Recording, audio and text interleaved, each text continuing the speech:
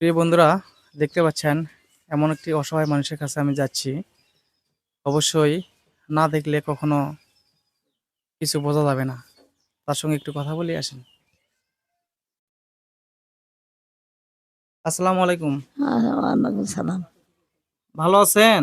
আল্লাহ বাবা, আপনি আপনাদের দোয়াতে কোনো মতো চলাফেরা করছি। আলহামদুলিল্লাহ। হ্যাঁ, রোজা রাখছেন? যে ইফতারির বাজার কিনছিলেন কি?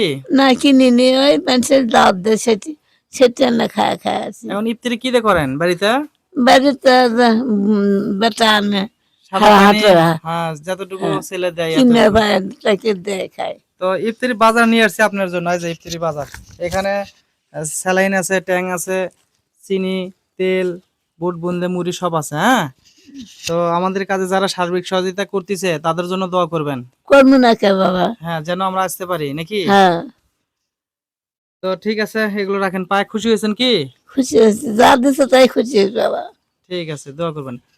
প্রিয় বন্ধুরা, বিষয়টা হচ্ছে কি, দেখেন এই ঘরের পরিবেশটা দেখেন। আসলে সে কোথায় থাকে, কোন অবস্থায় থাকে, আমরা আসলে কোথায় যাই, এটা তো আপনাদের আসলে একটু দেখার দরকার। সেই ক্ষেত্রে দেখেন আসলে তাই কোন পরিবেশে থাকে, কোন অবস্থায় থাকে।